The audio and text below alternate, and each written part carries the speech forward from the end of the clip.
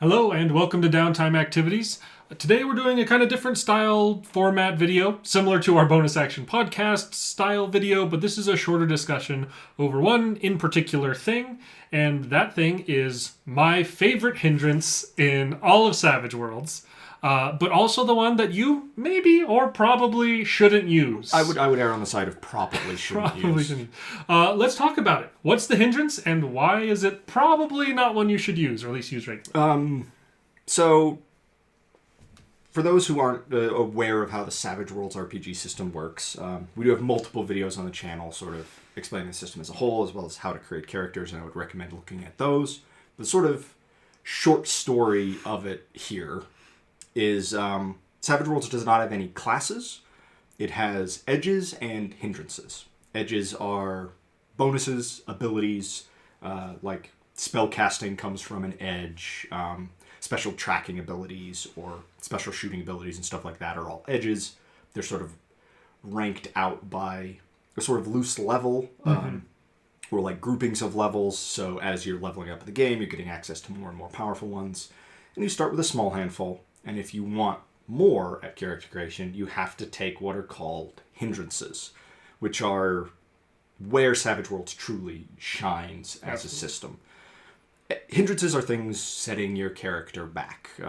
Stuff like you have an oath of vengeance, or even sort of good stuff, curious, a code of honor.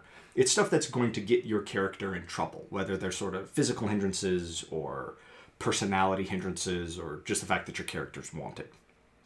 And we have a pretty loose, not acceptance of hindrances, but by and large, because the Savage Worlds, like all the optional rulebooks and the two sort of core editions that people use now, are essentially interchangeable. So we tend to let people pick and choose hindrances or edges from any rulebook. That's kind of been our standing rule for a long time. So, of course, our resident channel, Bilbo Baggins, found the one ring of hindrances dropped by some tabletop RPG golem in the random cavern deep under the Misty Mountains. Also known as the Pirates of the Spanish Main? Pirates of the Spanish Main. Source book.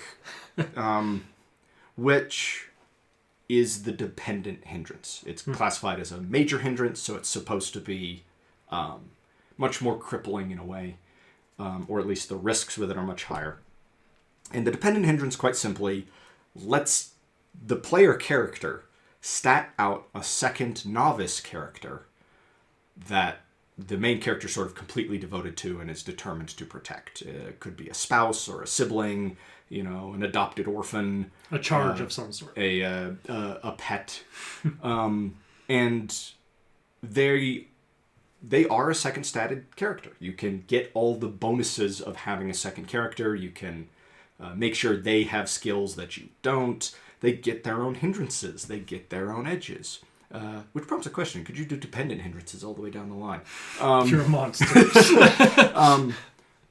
But they're supposed to be sort of underleveled, or at least that's kind of the implication. The rulebook itself isn't clear on whether or not they level up. We've always kind of let them level up, but you don't necessarily have to do it, because they're supposed to be kind of underpowered for the world. They're always supposed to be getting in trouble. They're supposed to be a hindrance. They're supposed to be picking fights with guards. They're supposed to be blabbing out secrets. They're always supposed to be getting captured or kidnapped. And if they die, your main character goes to 1 Benny per session instead of 3, which is kind of like inspiration in D&D. Like the rerolls. Bennies are a very powerful resource, and when they're gone, you immediately notice their absence. And they get that specific downside until they complete some sort of grand revenge against whatever killed that dependent. And I believe, the exact wording is only after ultimate revenge. Yes. You can't simply slay the minion who murdered your girl. You must kill the minion's boss, as well as then only after making them pay, kind of a deal. It's like you're not just going after the assassin that killed your dog. You're going after the entire Assassin's Guild, the man who paid them, and probably burning down the whole city on your way out. Exactly. this isn't a, okay, next session I'm setting out on my revenge. It is something grand. It is something terrible. So it's a very difficult hindrance to live with if it's specific issue triggers. But that's not why it's such a problem. So let's talk about what would you like to start with? Why it's such a problem, or why it's let's our talk favorite? with the pitfalls. Let's talk pitfalls first.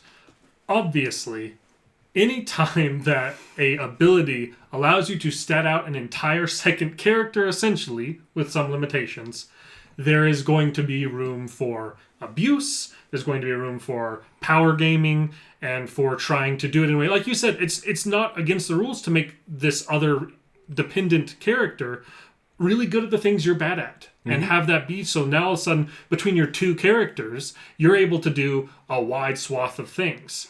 I think that could get lost in especially power gamey style of players, or newer players who are not thinking in as much of a role play sense. People who aren't as comfortable in that sense. There's a big pitfall there in that could be something that's very abusable. It's also, even if your intent is not to abuse it, something that is really difficult to do well. Absolutely. And that's where I think the larger pitfall comes in. Because in terms of like people power game, people want to be powerful and stuff. It's pretty easy to have the conversation with your player of like, you can't just do this to have a second also powerful character and like never take the hindrance into account. Like that conversation's easy to have. And people can quite easily an intelligent player can quite easily break a system with a single character. Absolutely. It's, in many cases, if somebody's going to power game, them having a second character isn't really going to let them break the game any harder than just they differently. are already. Yes. Yeah. But the real pitfall here, I think, is you have to be comfortable, capable of running two characters simultaneously in a story while constantly keeping both of those characters' goals and mindsets in play and intentionally making one of them a hindrance. That's where the biggest, I think, difficulty comes in. It's easy enough if your character has a hindrance to be like, my character's hindrance is they can't hear well, and constantly be like, what was that? And kind of have those moments come up all the time. But it's much harder to have a character whose the entire existence of that character is this character is a hindrance to that other character and probably the rest of the party. It's a difficult challenge because it's quite easy for players to be a hindrance to the party by accident. That happens in essentially every game. You have that moment where one player looks at another and goes, why are you like this? Or everyone's sitting there with their head in their hands because you just can't roll, you just can't roll to pass a check at all the whole session, and things are going from bad to worse. It's hard to be an intentional hindrance to the party without hurting feelings, without removing enjoyment from other party members, and keeping it organic. It's a very fine balance to strike, and part of the point of the dependent hindrance, and what I always think of, and part of the reason I love this hindrance so much, is it's extremely evocative of a lot of very lovable characters in film and video games and books. They're characters who you want to succeed, and characters who are trying to be helpful. I mean, it's quite easy to look at Short Round from Temple of Doom as this dependent hindrance for Indy, that whole film.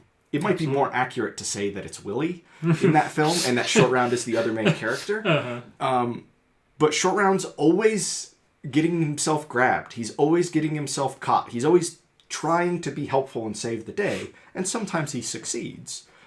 But he's quite often causing a problem, and it just forces you to ride a very difficult line in terms of being that active hindrance while not making the game miserable for anybody else. And there's a big difference between being a active hindrance in a really story-driven way and just being like, my character's just going to push the red button every single time. This hindrance character's just going to push the red button every single time and like intentionally put the party in situations where they're just going to get nuked, essentially.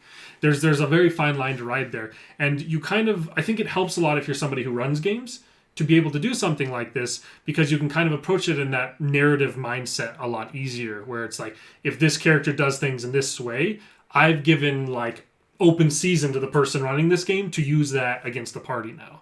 I think we can kind of use that to branch over into the dependent character I played, the character I played with the Dependent Hindrance, where I was this kind of swashbuckling, sort of master duelist swordsman who was a kind of trusted bodyguard to my Dependent Hindrance character, who was kind of a nobleman's daughter, with grander and less moral, I guess you could say, ambitions.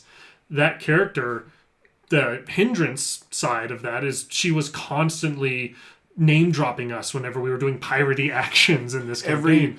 Every ship you guys took, everything you raided, everything you stole, ends with you guys sending all the survivors off and telling them to tell a group of very specific people that it was specifically you that did it. Yes. You were trying to make an enemy. And it very much fits this character. That's her whole goal. She's out here to stick it to her father and burn down the company that he's built. And every time you attack one of those ships, every time you disrupt one of their operations, she wants her father, Edric Crane, to know that it was I, Charlotte Crane, who did this. And that is a good balance to strike. And the hindrances that you chose for that character specifically helped to make her not useless, but not terribly useful, at the very least in combat. And I very intentionally made her, she was like, required glasses to see hardly at all. She was not very well versed in shooting. She had some like utility skills and stuff. And it was like primarily like being like having a lot of bennies and being able to give her bennies away to that was kind of her usefulness to the group, is she was an absolute nuisance in terms of spreading word of all the ill they were doing and making all these enemies for them. But she was lucky. The idea was she was lucky and her luck kind of spread to the people around her. And that was really the like mechanical benefit. And the thing I loved about that, and again, this is kind of the person who runs games playing a game mindset, is I can really, like, she kind of felt like a main character a lot of the time as this kind of pirate captain and wannabe pirate captain and this person who's spouting all this nonsense off. But mechanically, she was pure support. She was not the person getting big damaging rolls. She was hardly firing her gun. When she did, she usually missed. She was helping boost up everyone around her in a combat or in like a mechanical kind of crunch sense, so that she was never taking spotlight. Because I think that's another really important thing to strike up with this. This dependent character can have spotlight moments and should be an interesting character that has big moments in play. But you don't want to have this, your second character, be drawing more attention and have more of those moments than other people's only character they're getting to play. And that's always part of the struggle with anything like this, and really with tabletop RPGs in general, is you want your character to have those moments where they shine. You want your character to feel like a main character. I do truly love, and it's something that I want to do a lot more of, statting out a character specifically to be a side character. I think you really get a lot of mileage out of making a kind of weird character or making a kind of niche character who's intended to be a sidekick. When you build them, it's like, I'm not going to be the main character of whatever this story is. That'll be another player at the table. I'm intentionally building a sidekick for this story, which lets me take some weirder abilities, make a slightly weirder character, and let them sort of bear the brunt of the story, and this guy's tagging along. That's a lot of fun, and you're going to get a lot of mileage out of it, and that's kind of the mentality you have to have with that dependent. Absolutely. It has to be a sidekick. And it can kind of feel weird to be playing two characters, and one of them's getting a lot of attention, and one of them may not be. But that's part of the reason this hindrance is extremely difficult to run. You need to be a comfortable and competent role player. Let's talk for a moment about, because it's not just hard for a player to run, it's also very hard for the game master to run a party with the dependent hindrance. Because there is a fine balance to be struck between that character being an active hindrance and not unduly targeting that character. But in order for it to truly be a hindrance, there does have to be some threat there. It talks a lot about that character constantly getting themselves into trouble, right? So what you're saying there, like if you have that short round style character who's constantly getting snatched up and needing to be saved, you as the person running need to be able to run it in a way where it's not just like, if this player's like, oh, my character's a hindrance, he's going to go and start this start this trouble. You can't just be like, oh, he started this trouble, this happens, he dies. Right. Now you have to do this big vengeance mission. That's not very rewarding and fun. This is kind of meant as a narrative device where you're giving the game master a lot of options for new encounters and new things they build to save this character. Well, so you have to strike for up consequences. You know, it's the main way as a game master that you make a world feel alive, is that there are consequences, good or bad, to the actions that players take.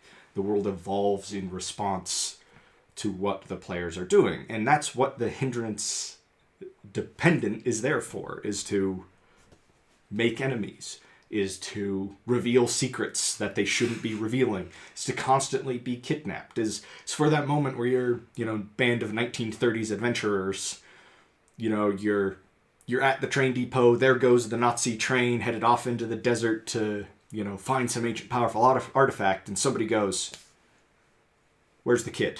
Yeah, absolutely. He's probably over there on the train. Probably on the train. Now we gotta hop on these horses and ride along the train and jump on and save him. And we get this epic moment. Throw Nazis off the roof of the train as you fight your way down the length of it. And that's why that character is there, to give the players that impetus to chase down that train, to get in that extended fight. But you don't want to get to the end just to have, one of your villains just shoot the kid. That's not why that character's in the story. But that threat still has to be there in order for the players to have the buy-in. And it makes that line difficult to ride. It's easier if a player is doing a good job with that hindrance. I rarely targeted Charlotte Crane with much of anything. And the one time she got hit by an attack almost killed her. Yeah. It downed her at the very least. She was not a combatant. Not a very good one. It was close. And so it ended up working out sort of fine in that regard, but it was it didn't seem like it was going to for a while. And I know my playgroup well enough to know that there's always a strong risk of you taking that hindrance. I mean, you're the one who found it and you love it very much. So anytime I'm working on a Savage Worlds RPG, it's like I really like this world that I'm working on. I really like the story. What is it going to look like when Erickson takes a dependent hindrance? How is that going to affect the story? How is that going to affect the types of characters? And by and large, if it had been almost anybody else in our playgroup, maybe Maddie G, but if it had been most other people in our playgroup that had approached me with, it's like, hey, I found this weird major hindrance that lets me stat out a second character, can I use it? I probably would have said no. It takes a particular type of player, and as a game master, you have to know your players well enough to kind of know who gets a privilege like that, which is unfortunate. But at the same time, it's a unique type of challenge, and luckily a lot of people don't feel like taking that on necessarily. Because a lot of people have an idea of what that challenge is going to look like and what's going to be required of that, and they're willing to just kind of choose from one of the many other interesting hindrances. Oftentimes running one character is overwhelming enough, both in and out of combat, not just as mechanically running, but decisions and stuff like that. It's kind of a mini game inside of the game when you take this hindrance, where you're not only having to think in the mindset of both characters, you're also one of those characters. You're having to constantly have in the back of your mind, I am a hindrance. How do I make plot points happen for this story? How do I throw a wrench in this plan in a way that doesn't ruin the story, but instead makes it more interesting and makes it so there's a new encounter that has to happen? And that's some mental gymnastics you have to play when you're running something like that. And it's it's the same struggle of player knowledge versus character knowledge, except you're having to run that on two fronts. Absolutely. You have to keep clear what one character knows and what the other character knows. And quite often, especially if you're building two very different types of characters, that's going to be fairly significant. As far as, as far as what one character has seen and what the other character has seen. And that can be that can be a challenge all on its own. Mm-hmm. So I guess at the end of the day, the Dependent Hindrance is amazing, and it can really add some cool life to a game and really let a player make a lot of interesting encounters and plot points happen, or at least change the way that they're going to happen, and put some cards in the enemy's hand oftentimes in those encounters. But it requires, both from the person running the game and the person taking the hindrance, a pretty good understanding of how that needs to go and how that needs to be applied. Mm-hmm. How you can make that character hindrance without immediately getting them killed in the DM side of things, but also without irritating everybody you're playing with everyone around you. I think that a lot of the kind of big key points of advice: make them a hindrance, make them take actions that are going to hinder the party, say things or do things that get the group in trouble, but also to focus on making that a supporting style character, not necessarily specifically like support abilities, but a background character, like you said, someone who's a supporting role, isn't the main character and isn't going to hog spotlight when you already have a main character you're playing that's taking a lot of that spotlight. So if you're going to use it, be confident in your ability to use it well on both sides of the screen. Have a relatively in-depth discussion between game master and player before that campaign, and as to what some of that's going to look like and sort of how to find that balance. And be sure it's a player you're comfortable with, because there's absolutely a chance you'll have to kind of check them at some point between sessions where you're like, this is your hindrance character, and they've really not done anything to hinder the party in a couple of I almost said episodes because we're recording all of our stuff right now. In a couple of sessions, they really have just been an extra combatant in the party. Like, you need to make sure you're playing this as a hindrance, and that needs to be a relationship where that player's like, that's a good call. Mm-hmm. I just got to be more focused on that and then apply it to the game. You just have to have that kind of relationship with them for it to work well, I think. Seriously, game masters and players talk to each other. Yes. We're not opponents. Holy, really not. It seems like nobody ever talks to each other. It's like sit down and have a conversation before campaigns start. Sit down and have conversations in between sessions as is needed. Text little messages so the other group doesn't know about it if you want to keep things secret. It's fine to tell players, like, hey, you're kind of breaking something here. Mm-hmm. I'm not going to let you keep leveling this up in that way. And it's fine to tell players that this hindrance is just banned, which honestly is probably what you should just do. If you've got a player like I do who can just find this type of stuff hidden around in rule books, it's fine to be like, I'm not going to allow that in this. Or I'm not going to allow, it doesn't even have to be a blanket, you can't use dependent hindrance, but maybe in this story it just isn't going to fit, just make a character. Mm-hmm. And if you have any sort of group dynamic where those kind of conversations can't happen, get a new group. Absolutely. I know people don't want to hear that. Like if you've got that player at the table who's a problem. If you've got that buddy who's a problem, just go grab drinks with him on the weekend and stop playing RPGs with that character. I know people don't want to hear that, but it's for all of this to work the best it can for the largest number of people. Sometimes that's just unfortunately the way it has to go. But try it out. If you feel comfortable in your ability to do it, the dependent hindrance probably shouldn't be in your game, but if it's going to be, make sure you do it right. Player and DM. I hope that was useful. If you have a cool dependent hindrance story, maybe you could throw that down in the comments. If you have a hindrance style of character that one of you or one of your friends has run in the past that worked really well, or if you have a nightmare story about the dependent hindrance, anyone who's used it out there, please throw that in the comments down below. Thanks for watching and listening to this, and we will see you in future videos. Mm-hmm. Now, go forth, slay dragons, sling spells, roll dice, and enjoy your downtime activities.